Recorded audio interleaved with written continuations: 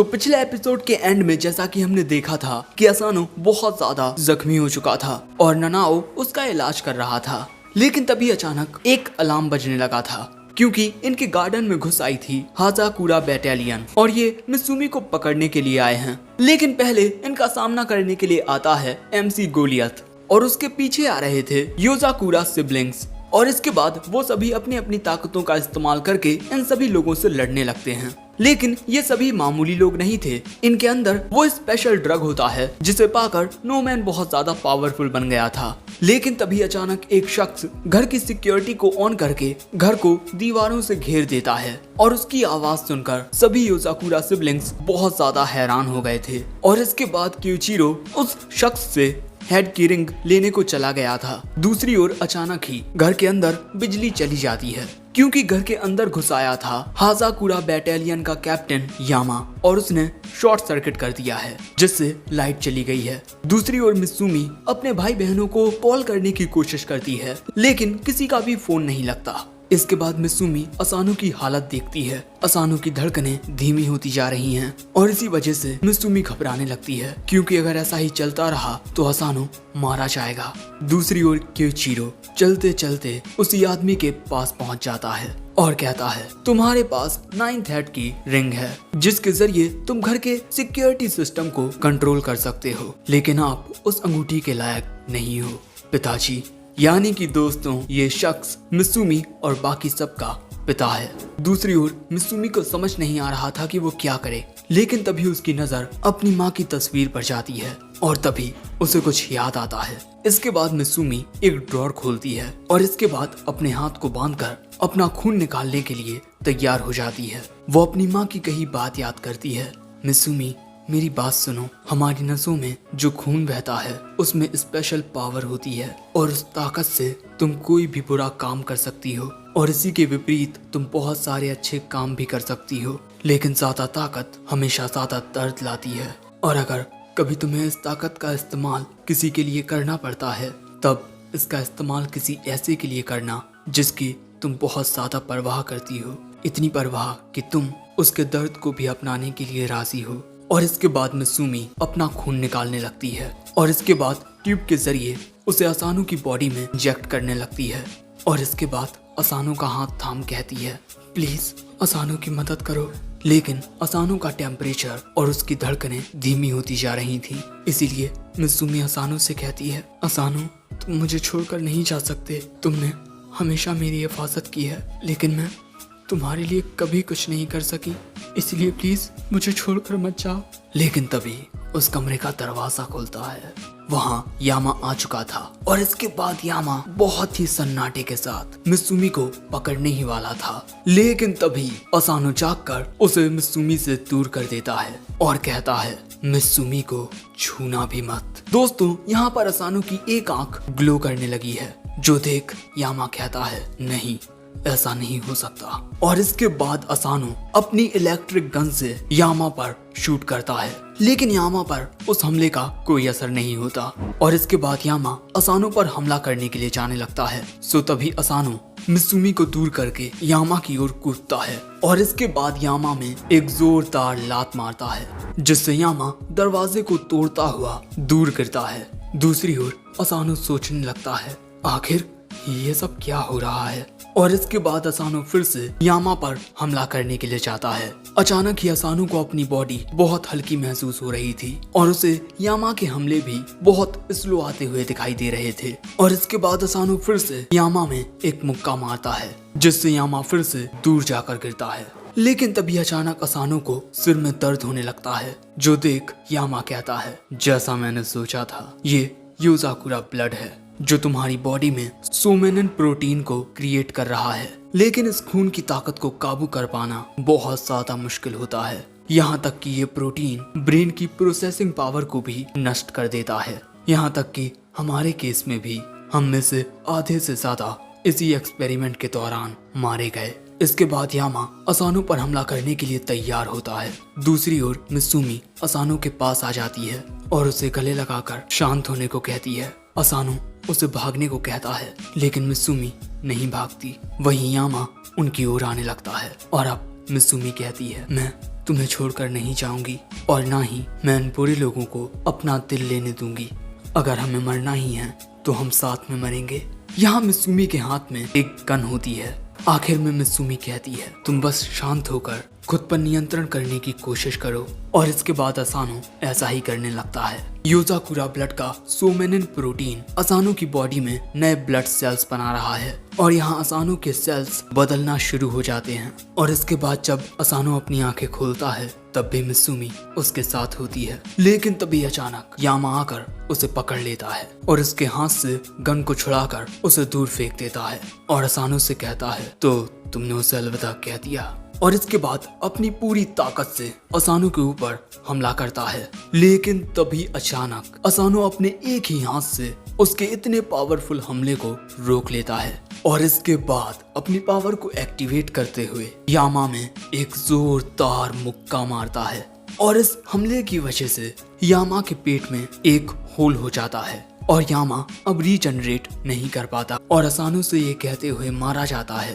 तुम एक दैत्य हो। दूसरी ओर क्यूइचिरो अपने पिता से कहता है कैसा रहेगा अगर आप मुझे वो रिंग वापस कर दें। लेकिन उसके पिता कहते हैं तुम जरा भी नहीं बदले क्यूइचिरो, तुम फुताबा और तुम्हारे बाकी के भाई बहन काफी अच्छे से बड़े हुए हो और साथ ही उस बच्चे की ताकतें भी जाग चुकी हैं। मुझे अपने बच्चों पर सच में बहुत नाज है। लेकिन क्यूइचिरो कहता है पिताजी इतना वक्त गुजर जाने के बाद भी मैं आपको जिंदा देखकर जरा भी हैरान नहीं हुआ। लेकिन आखिर आपने असानो को ताकतवर बनाने के लिए तेनपोपो के साथ हाथ क्यों मिला लिया। इसके बाद हमें बताया जाता है कि योजाकुरा के खून में जो ताकत होती है उसे बहुत कम लोग काबू कर पाते हैं। मित्सुमी अपना खून असानो को कभी नहीं देती, लेकिन तुमने ऐसे हालात पैदा किए कि मित्सुमी को अपना खून असानो को देना ही पड़ा। तुमने असानो को इतना घायल कर दिया कि ननाओ उसका इलाज तो कर पाए लेकिन उसे ठीक होने में बहुत वक्त लगे। और इसके बाद तुमने हाजाकुरा बैटालियन और हाइबरनेशन का यूज करके हमें अलग अलग कर दिया। और इसके बाद तुमने इलेक्ट्रिसिटी को कट करवा कर घर के सारे ट्रैप्स को भी ऑफ कर दिया। इसीलिए आखिर में ना चाहते हुए भी मित्सुमी ने असानो को योजाकुरा का खून देकर एक बहुत ही बड़ा जोखिम उठाया। तुमने इतनी बड़ी प्लानिंग की सिर्फ असानो के लिए, आखिर ऐसा क्यों?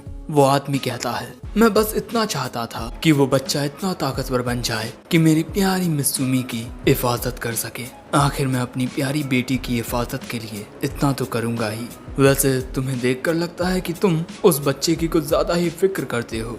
क्यूइचिरो कहता है मुझे उसके जीने या मरने से घंटा फर्क नहीं पड़ता। वैसे इसके बाद वो आदमी कहता है मेरा काम यहाँ खत्म हुआ, अब मुझे चलना चाहिए। लेकिन तभी क्यूइचिरो अपने जालों को एक राउंड शेप देते हुए कहता है आप जरा भी नहीं बदले पिताजी। आपको इस बात से कोई फर्क नहीं पड़ता कि आपका परिवार कब क्या महसूस करता है। माँ की मौत से भी आप कुछ नहीं सीखे।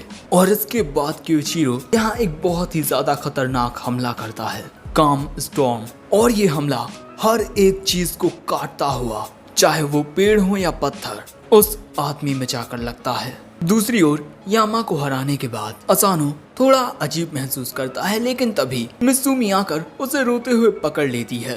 तुम मुझे छोड़कर नहीं जा सकते असानो, आखिर मैं क्या करूं? असानो के ऊपर योजाकुरा ब्लड के साइड इफेक्ट्स हो रहे हैं। लेकिन तभी असानो मित्सुमी को गले लगाकर कहता है तुम्हारी बदौलत मैं बिल्कुल ठीक हूँ मित्सुमी। और ये बात सुन मित्सुमी चैन की सांस लेती है। लेकिन तभी शियोन इन्हें कॉल करती है और पूछती है तुम दोनों ठीक तो हो ना? मित्सुमी कहती है कि हाँ हम ठीक हैं। वैसे आपने हमें कॉल कैसे किया? हाइबरनेशन के दौरान तो सारे कम्युनिकेशन डिवाइस डिसेबल हो गए थे। सो शियोन बताती है कि उसने इमरजेंसी हॉटलाइन को रीबिल्ड कर दिया है। और इसके बाद शियोन फुताबा को बता देती है कि मित्सुमी और असानो दोनों ठीक हैं। जिसके बाद फुताबा इन सभी को अपनी एक ही किक से दूर उड़ा देती है और कहती है बगीचे को साफ करने का वक्त आ गया है। और ये बात सुनते ही शियोन केंगो को एक प्लान बताती है कि उसे सभी लोगों को एक ही जगह पर लेकर आना है। ये बात सुनते ही हम देखते हैं कि केंगो मित्सुमी का रूप ले लेता है और बाकी के लोग उसे मित्सुमी समझकर उसका पीछा करने लगते हैं। सो केंगो उनसे बचता हुआ सभी लोगों को अपने पीछे ले जाता हुआ एक लोकेशन की ओर जाने लगता है। वो उस जगह पर पहुंचता है जहां ननाओ पहले से ही मौजूद था। अब मित्सुमी के ननाओ के पास पहुंचते ही सभी लोग उन पर हमला करने के लिए तैयार होते हैं, लेकिन तभी ननाओ अपने हाथ में किसी सीरम को इंजेक्ट करता है, जिससे उसका हाथ बहुत ज्यादा पावरफुल हो जाता है और इसके बाद वो जमीन में एक मुक्का मारता है, जिससे जमीन टूटती है और ननाओ केंगो के साथ हवा में उड़ जाता है।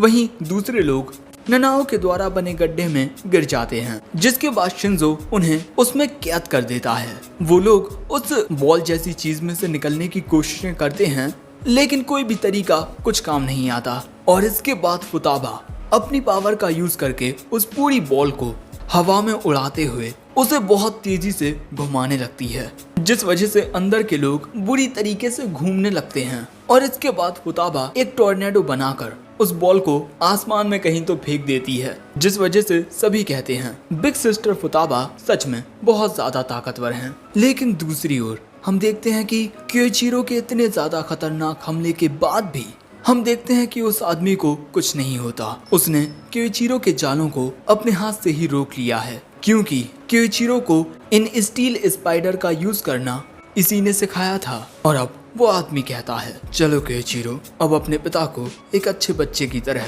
जाने दो। लेकिन तभी क्योइचिरो अपने जालों से अपने पिता के हाथ को जकड़ लेता है और कहता है, मैंने आपसे कहा था ना कि मैं आपसे वो हेड की रिंग लेकर रहूंगा।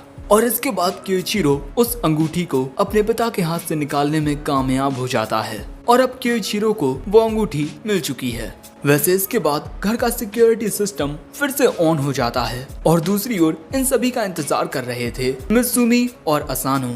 इसके बाद फुताबा मित्सुमी से कहती है, मैं तुम दोनों को सही सलामत देखकर बहुत खुश हूँ। वहीं शिंजो तो असानो को रोते हुए गले ही लगा लेता है, लेकिन तभी केंगो पूछता है कि अचानक ही असानो ठीक कैसे हो गया, उसकी हालत तो बहुत खराब थी। मित्सुमी कहती है, मैं इसके बारे में आपको बाद में बताऊंगी। लेकिन जैसे ही उस जगह पर क्योइचिरो पहुंचता है, वो देखता है कि ननाओ, शिंजो और गोलियत असानो को पकड़ने की कोशिश कर रहे हैं और बाकी के लोग मित्सुमी को घेरे हुए हैं। क्योइचिरो आते हुए कहता है, मैं तुम सभी को सही सलामत देखकर काफी खुश हूँ। चलो अब हमें घर के अंदर चलकर चाय पीनी चाहिए। लेकिन फुताबा उससे गुस्से में घूरने लगती है और यहाँ असानो की ताकत से ये सभी समझ जाते हैं कि मित्सुमी ने असानो को अपना खून दे दिया है, जिस वजह से असानो की बॉडी में सोमेनिन प्रोटीन प्रोड्यूस होने लगा है। आगे क्योइचिरो बताता है, सोमेनिन प्रोटीन आपके सभी बॉडी सेल्स को जगा देता है, लेकिन इसे काबू करना बहुत मुश्किल होता है और ज्यादातर लोग इस पर से काबू खो देते हैं। असानो को देख पुरानी यादें ताजा हो गईं। किस तरह बचपन में हम सभी भाई बहन भी इसी तरह से बेकाबू हो जाया करते थे।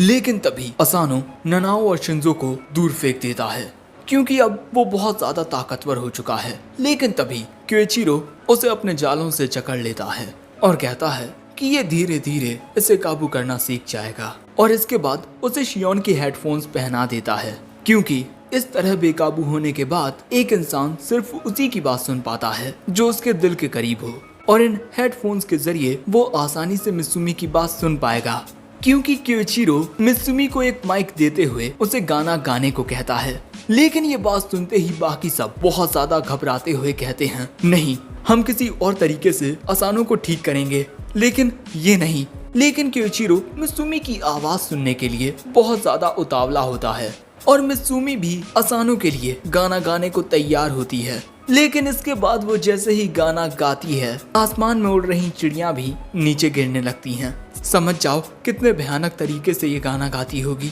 वैसे ये आवाज सुन असानो के भी तोते उड़ जाते हैं और कुछ देर बाद वो होश में आ जाता है और उसे होश में देख मित्सुमी खुशी के मारे रोने ही लगती है। बाकी सब भी काफी खुश होते हैं। लेकिन तभी असानो पूछता है कि मैंने एक डरावनी आवाज सुनी, आखिर वो था क्या? मित्सुमी कहती है, शायद से तुमने कोई सपना देखा होगा। वैसे इसके बाद फुताबा क्योइचिरो से कहती है, किसी को होश में लाने के लिए हम तो उसे पीटते थे, है ना?